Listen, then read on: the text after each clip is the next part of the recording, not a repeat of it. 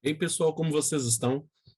Então, eu escolhi um grande tema, não sei se vocês estão visualizando aí bem, né?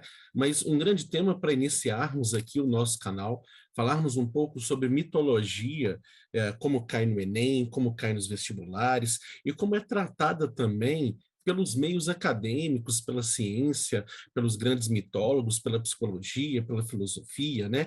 Afinal de contas, que tema tão complexo é esse, que ao falarmos de mito, a gente sempre tem a impressão de estarmos falando de algo tão distante do ser humano, de algo que parece ser meio esquisito, uma invenção da humanidade, uma espécie de mentira mirabolante para nos enganar. Será que realmente isso é a mitologia? Será que nós estamos falando da maneira correta? Será que aquele conhecimento que é passado de geração em geração é o conhecimento verdadeiro sobre esse tema? Bom, vamos caminhar juntos aqui para podermos perceber o quanto nós estamos falando de algo rico e extremamente profundo. O que seria um mito? Nossa grande primeira pergunta. O que seria um mito? Vamos pensar juntos. Nós temos histórias milenares, que estão compondo a humanidade há tantos séculos, e que seriam sim uma forma anterior de explicação da realidade daquele povo. Mas será que aquele povo está explicando a realidade? Hoje, desculpe meu celular, ele ficou com o som ligado, terrível. Faço isso agora, pronto, ó. Chup, já coloquei no silencioso, não seremos interrompidos mais. Essa forma anterior de explicação da realidade, como ela se deu? É uma invenção? Não é uma invenção? É uma mentira? Não é uma mentira? Seria o mito uma ciência da época? Seria o mito uma forma de racionalidade? Essas imagens mitológicas que sempre nos impressionam, que sempre trazem para nós algo que mexe, ela é uma das formas mais antigas de expressão das nossas emoções. É isso mesmo, né?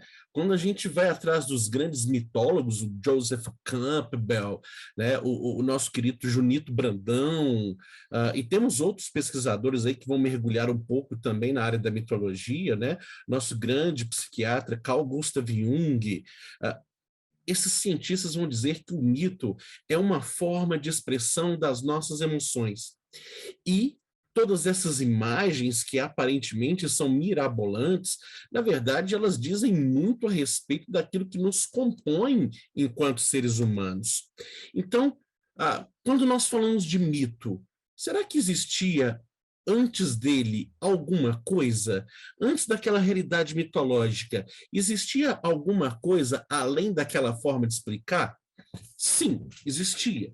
Nós sabemos disso. Né? Os gregos eles deram uma resposta a essa pergunta, porque quando eles falam de mito, eles estão falando de uma coisa que é além da realidade. E aí eu vou lá na análise do discurso, pegar emprestado uns conceitos com o nosso querido Patrick Charrodot, da diferença entre real e realidade, né? A construção do real, que é uma construção conceitual, e a construção da realidade, que é uma construção física, concreta, material. Nesse momento, na Grécia Antiga, ela está muito bem dividida, ela está muito bem demonstrada. Aquele povo que sente, aquele povo que se emociona, aquele povo que partilha as suas emoções, é um povo que está construindo algo real para eles, mas é um povo que tem também a pequena ideia clara deles, né, não ainda uma consciência de que não existe uma manifestação concreta de algo ali. Tá? Mas nós vamos ver um pouco mais para frente que, com o passar dos tempos, existe-se a crença de que aquele mito manifesta concretamente na vida das pessoas. Até mesmo a construção do Olimpo prova isso, né? Uma cidade para os deuses, uma casa para os deuses. A crença de que os deuses são concretos, são materiais, estão no nosso meio. Tá? Mas, aqui de cara, se nós estamos falando de uma forma mais científica, vamos entender que essa divisão entre real e realidade. A manifestação mitológica é uma manifestação do real, é uma manifestação de conceitos, né? Nem por isso menos verdadeira do que a manifestação da realidade. O que nós temos que entender é que real e realidade são conceitos distintos, são conceitos elaborados de maneira distinta, onde o real ele está pensado, abstraído, e a realidade ela está vista.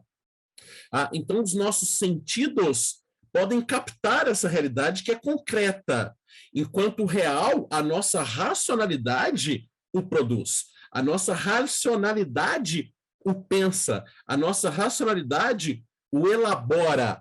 Tá? Então, no primeiro momento, nós temos que deixar claro que antes da realidade concreta, existe o real que conceitua essa realidade. E esse real que conceitua essa realidade é tão verdadeiro quanto a realidade concreta.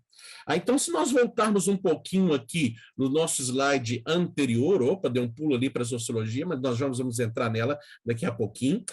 Se nós voltarmos aqui nessa realidade anterior, nós vamos ver que essa explicação da realidade, dada por eles a partir de conceitos puramente reais, é uma verdade, não é uma invenção.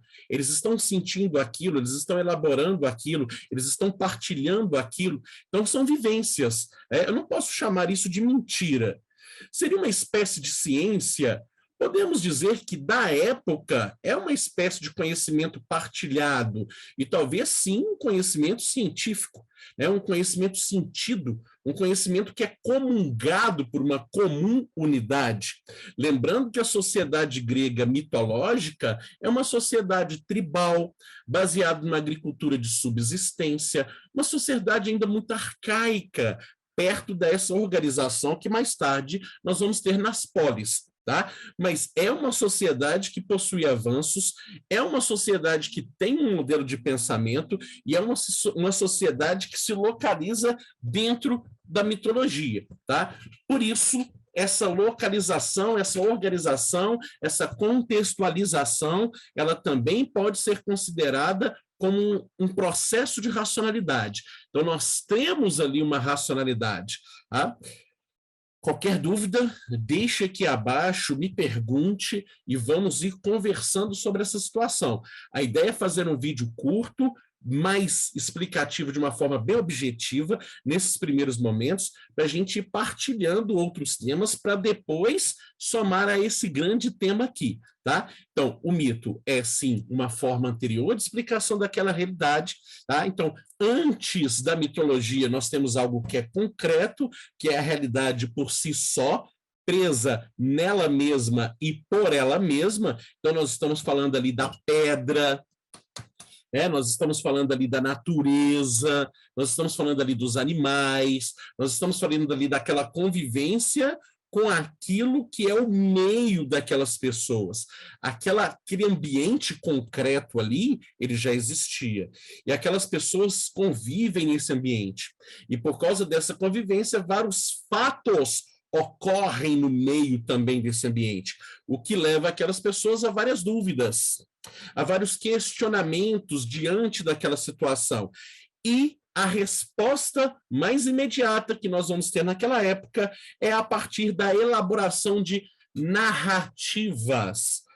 Mito, do grego mitos, que significa narrativa. E a construção dessa narrativa, ela se vai dando ao longo do tempo, ela não se localiza num espaço específico, num contexto específico. Então, esse mito ele vai ser imemorial e atemporal. Nós não temos um autor específico dele, também não. É uma narrativa construída por muitas pessoas ao longo de décadas e até séculos. Quando se somam essas experiências cotidianas emocionais, essas experiências produzem na psique humana espécie de imagens que vão traduzir as nossas emoções. E essas imagens são elas que compõem a narrativa mitológica, tá? E assim, ao longo de muito tempo, a gente vai construindo essas histórias lindas, com características fabulares maravilhosas que aparecem ao longo dos séculos e que traduzem uma realidade subjetiva daquele povo que é simplesmente espetacular. Nós estamos falando de um conjunto de emoções, nós estamos falando de uma expressão de emoções. Então, aquele mito é verdade, sim, né, porque ele traz uma composição de um real pensado, um real elaborado e, principalmente, um real sentido. Por isso, nós não podemos dizer que é uma invenção, por isso, nós não podemos dizer que é uma mentira, tá? E muito menos dizer que é um produto de irracionalidade. Não, existe uma organização, por isso existe uma racionalidade por trás daquilo que compõe a construção da mitologia. Então, professor Euler, mas existe ali também algo que muitas vezes é banalizado, que não existe de fato. Opa, parece que nós estamos falando da partilha de um conhecimento que é um conhecimento mais comum, mais raso, mais superficial. E aí nós vamos lá na sociologia mergulhar no conceito de senso comum para entendermos isso melhor. Fica aí para o próximo vídeo, se inscreva no canal, deixe seu likezinho, deixe o joinha, faça o seu comentário aí, deixe sua dúvida, que eu responderei com muito carinho. Beijos, meus amigos, beijo, minhas amigas. Até a próxima, meus filoproseiros. Fiquem todos por aqui, que sempre teremos vídeo para compartilhar.